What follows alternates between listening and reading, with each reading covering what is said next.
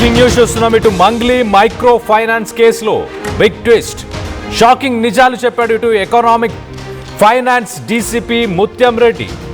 ఇప్పటివరకు జరిగిన విచారణలో మంగ్లీ ప్రమేయం ఉందని తేలలేదు అంటూ ఆయన వ్యాఖ్యానించారు. పరారీలో ఉన్న శివకుమార్ మంగ్లీ తమ్ముడా లేదా తెలీదు అంటూ చెప్పుకొస్తున్నారు. అంటే మంగ్లీ తమ్ముడు పేరు శివకుమార్, పరారీలో ఉన్న వ్యక్తి పేరు శివకుమార్, ఇద్దరు ఒకటా కాదా అని పోలీసులే తేల్చలేకపోతున్నారు. ఇటు ప్రధాన నిందితులు హేమకాంత్ రెడ్డి, అలాగే భరత్ కుమార్, శివకుమార్, శైలజ వీళ్ళందరూ ఇంకా పరారీలోనే ఉన్నారు అంటూ డీసీపీ స్టేట్మెంట్ ఇచ్చారు. ఆ నలుగురిని మరి అరెస్ట్ చేస్తేనే అసలు విషయాలు తెలుస్తాయి అంటూ ఇటు డీసీపీ చెప్పుకొస్తున్నాడు. మంగ్లీ నుంచి ప్రాణహాని ఉందని ఇటు డీజీపీని కలిశారు అడ్వకేట్ సుబ్బారావు. తనకు రక్షణ కల్పించాలని కోరాడు ఇటు అడ్వకేట్ సుబ్బారావు. ప్రస్తుతం జైలు రిమాండ్లోనే ఖైదీగా మధు ఉన్నాడు. మధును కస్టడీకి తీసుకుంటే ఏమైనా తెలిసే ఛాన్స్ ఉందా? ఒక్కసారి మనం చూస్తే పోలీసులు నిర్ధారించలేని కొన్ని విషయాలని చెప్పే ప్రయత్నం చేస్తాం. మొదటగా ఇటు శివకుమార్ అనే ఒక నిందితుడు ఉన్నాడు. ఆ నిందితుడు మంగ్లీ తమ్ముడు ఒకరా కాదా అంటూ డీసీపీ తేల్చలేకపోతున్నాడు.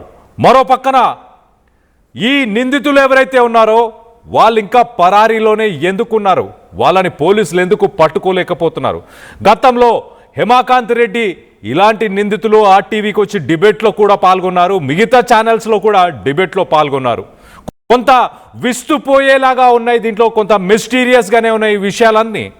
మంగ్లీ గురించి ఇప్పటిదాకా ఎలాంటి ఆమెకు జోక్యం ఉందంటూ ఎలాంటి ఇన్ఫర్మేషన్ లేదంటూ మాట్లాడుతూనే మరి శివకుమార్ అనే వ్యక్తి మంగ్లీ తమ్ముడేనా లేకపోతే మరొక వ్యక్త అనేది ఇప్పటిదాకా తేల్చలేకపోయాడు డీసీపీ ముత్యం రెడ్డి.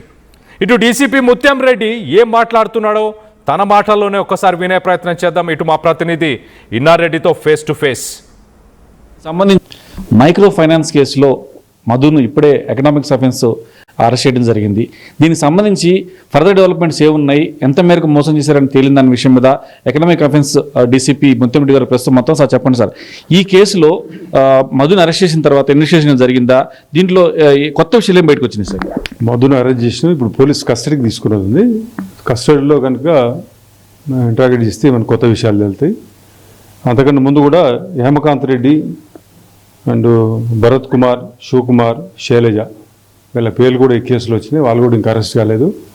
వాళ్ళని అరెస్ట్ చేసినా కానీ మాకు ఫర్దర్ డీటెయిల్ తెలుస్తాయి సార్. దీంట్లో శివ అనేది మంగ్లీ తమ్ముడు కానీ లేకపోతే ఇంకా మిగతా ఎవరైనా ఉన్నారా సార్? వారు అప్స్కాల్లో ఉన్నారని చెప్పి అంటున్నారు, దాంట్లో ఎంతవరకు వాస్తవం ఉంది సార్? ఈ పేరు నేను చెప్పిన పేర్లు నలుగురు కూడా అబ్స్కాండింగ్ ఉన్నారు, దొరకలేదు. అందులో మంగ్లీ బ్రదరా మాకు ఆ విషయం కూడా తెలియదు. ఇంకా మంగ్లీకి దీంట్లో ఇన్వాల్వ్మెంట్ ఉందనేది కూడా మాకు ఇంతవరకు తెలియదు. మధు స్టేట్మెంట్ ప్రకారం మంగ్లీ పేరు కానీ ఎవరి పేరు రాలేదు ఇందులో సార్. దీంట్లో ప్రధానంగా 2024-25లో ఆల్రెడీ సిఐడిలో కేసు నమోదైంది. అరెస్ట్ అయ్యి జైలుకి వచ్చిన తర్వాత మళ్ళీ మొదలు పెట్టాడు సార్ ఈ కేసుని, ఈ డబ్బులు వసూలు చేయటం. సో దీనికి సంబంధించి ఎంతమంది విక్టిమ్స్ బాధితులు ఉన్నారని చెప్పి మీ దృష్టికి వచ్చింది సార్? దీన్ని ఏ రకంగా ఇన్వెస్టిగేషన్ చేస్తున్నారు? మా దగ్గరికి వచ్చిన దాన్ని బట్టి 130 మంది విక్టిమ్స్ ఉన్నారు. 12 crores రూపీస్ ఈ ప్లాట్లు ఇస్తా అని చెప్పి డబ్బులు వసూలు చేశాడు. ఈ మధు మీద సిఐడిలో 4 కేసులు నడుస్తున్నాయి. అవన్నీ కూడా నల్గొండ డిస్ట్రిక్ట్లో రిజిస్టర్ అయ్యి సిఐడికి ట్రాన్స్ఫర్ అయినాయి. సిఐడిలో ఇన్వెస్టిగేషన్లో ఉన్నాయి ఇప్పుడు సార్. మధుని అరెస్ట్ చేసినప్పుడు ఎవరెవరి పేర్లు చెప్పారు సార్? దీంట్లో ఏమన్నా కీలకమైన అంశాలు ఏమన్నా మధు ద్వారా ఏమన్నా బయటకు వచ్చిందా సార్?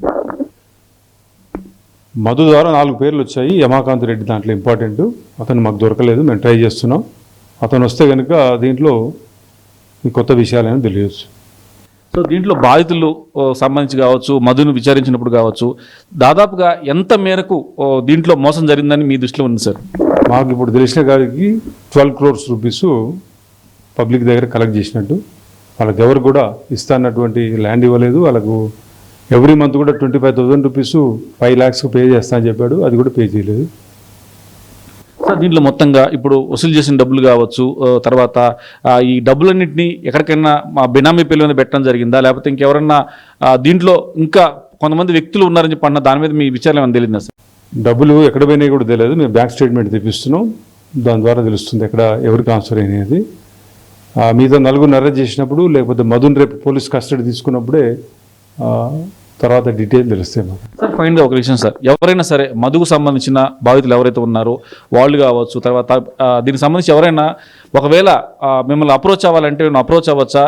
ఈ మధు కేసులు విక్టిమ్స్ మిమ్మల్ని అప్రోచ్ అవ్వడానికి అవకాశం ఉందా సార్? కేసులు పెట్టిన వాళ్ళు ఇప్పటివరకు ఎక్కడ కూడా నల్గొండలో కానీ సిఐడిలో కానీ పెట్టిన వాళ్ళు మమ్మల్ని అప్రోచ్ కావచ్చు, ఏదైనా ఉంటే డీటెయిల్స్ మాకు సబ్మిట్ చేయవచ్చు.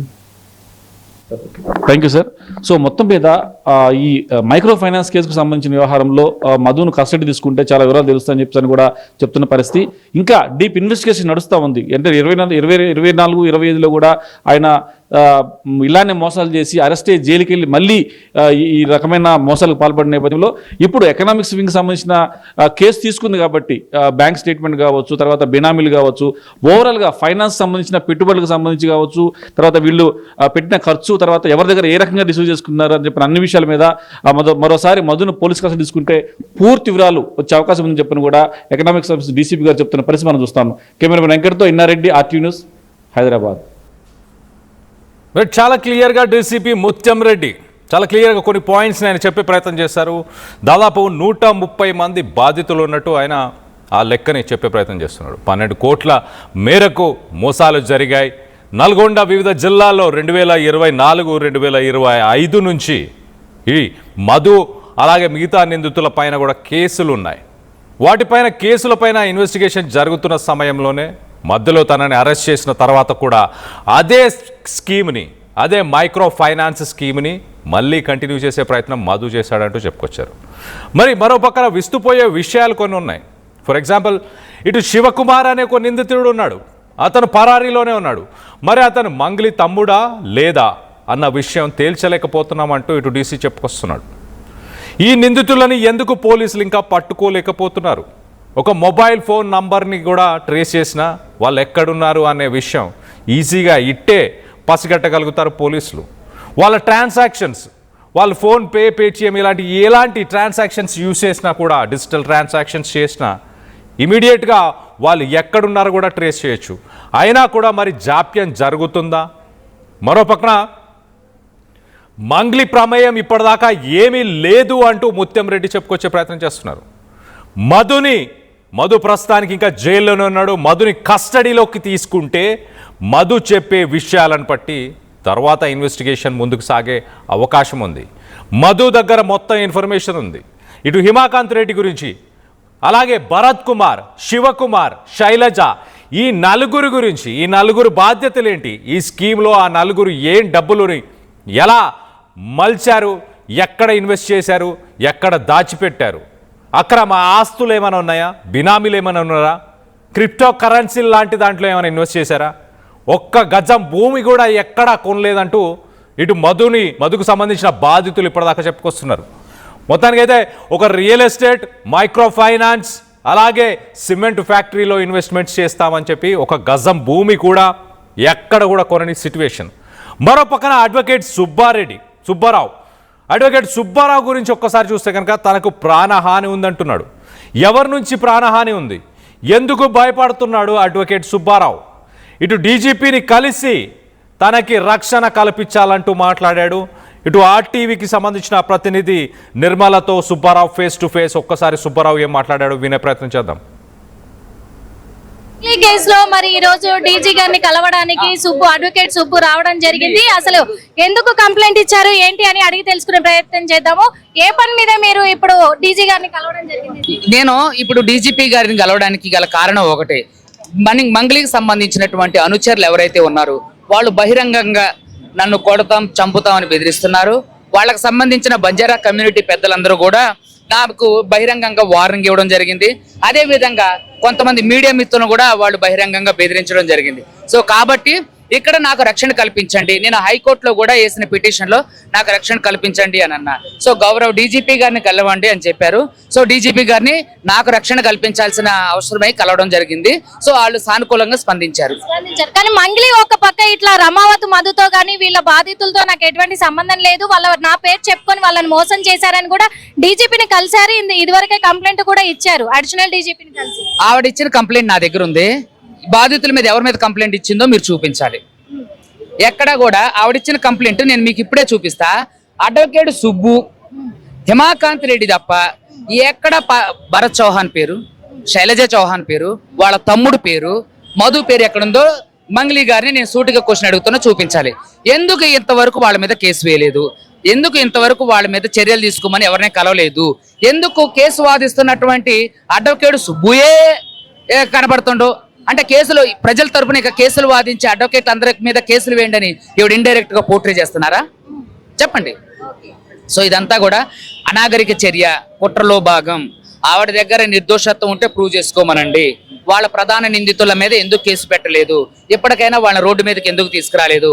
ఆవిడ తలుచుకుంటే 5 నిమిషాల పని. సో ఇవన్నీ కూడా కావాలని చేస్తున్నటువంటి అనాగరిక చర్యలు, అనాగరిక చర్యలే. మరి ఇక్కడ కూడా వాళ్ళ సంఘం వాళ్ళే, వాళ్ళ గిరిజన సంఘం వాళ్ళే మంగ్లీకి మద్దతుగా ప్రెస్ మీట్లు పెడుతూ ఉన్నారు. ఆమె మీద మా తప్పుడు రాతలు రాసినా, తప్పుడు మాటలు మాట్లాడినా కానీ మేము యాక్షన్ తీసుకోక తప్పదు అని చెప్పేసి వార్నింగ్. వాళ్ళు ఏం యాక్షన్ తీసుకుంటారు? వాళ్ళు ఏమైనా పోలీసులా, కోర్టులా, లాయర్లా? ఏం యాక్షన్ తీసుకుంటారు? వీళ్ళంతా ఏంటంటే ఈ 5ో 10ో వేస్తే వచ్చే లాంటి వాళ్ళు పర్సనల్ గా నాకు తెలుసు. వాళ్ళకి సంబంధించినటువంటి ఎవరెవరి దగ్గర ఏమేమి బెదిరింపు చర్యలు చేసి డబ్బులు వసూలు చేశారో కూడా నాకు తెలుసు. వాళ్ళంతా ఏంటంటే పెయిడ్ ఆర్టిస్టుల లాగా. సో వాళ్ళకి నిజంగా చిత్తశుద్ధి ఉంటే వాళ్ళకి సంబంధించిన వాళ్ళు 80% మంది మోసపోయి ఉన్నారు. వాళ్ళందరినీ కూడా వాళ్ళ తరపున మాట్లాడమనండి. మీరు వట్టిపల్లి తాండాకి వెళ్ళండి, వద్దిపట్ల తాండాకి వెళ్ళండి, పలుగు తాండాకి వెళ్ళండి, పిఏపల్లికి వెళ్ళండి, గ్రౌండ్ లెవెల్ వర్క్ చేయండి. అప్పుడు మీరు మాట్లాడండి. వాళ్ళ నుంచి నాకు బెదిరింపులు, సో కాబట్టి వాళ్ళ నుంచి నాకు రక్షణ కల్పించండి అని చెప్పి ఈరోజు డీజీ గారిని కలవడం జరిగింది. బాధితులకు కూడా అండగా నిలబడతాను అని మంగ్లీ అన్నది. ఇప్పటి వరకు మరి బాధితుల పట్ల ఎవరికైనా కాల్ చేసి కానీ మాట్లాడడం కానీ ఇలాంటివి జరిగిందా? మీ వరకు వస్తాయి కదా. ఎవరండి? మంగ్లీ. ఎవరికి కలవలా. నేను అదే అంటున్నా, మంగ్లీ గారికి బహిరంగంగా నేను స్వాగతం పలుకుతున్నా. రండి, కోర్టు దగ్గరికి రండి, మేము ఉంటాం, మాట్లాడతాం, మీతో పాటు మేము ఉంటాం. రండి బాధితుల తరపున, అంటే బాధితులకు న్యాయం జరగాలి, బాధితుల తరపున నేను ఉంటా. ఏది మరి ఎక్కడ ఎప్పుడు వచ్చారు? బాధితులకు ఒక్కళ్ళకి కూడా ఫోన్ చేసి పరామర్శించాల. సో కాబట్టి ఇదంతా అనాగరిక చర్య. దీని వెనకాల మంగ్లీ మాత్రమే ఉందనుకుంటున్నారా? మంగ్లీ వెనకాల ఇంకెవరైనా ఉన్నారా? దీని వెనక చాలా పెద్ద నెట్వర్క్ ఉందండి. దాని గురించి నేను మీకు తర్వాత మీకు ఇచ్చేస్తా. మాకు కానీ లోపల కలిసిన ఎవిడెన్స్ ఏమన్నా ఉందండి.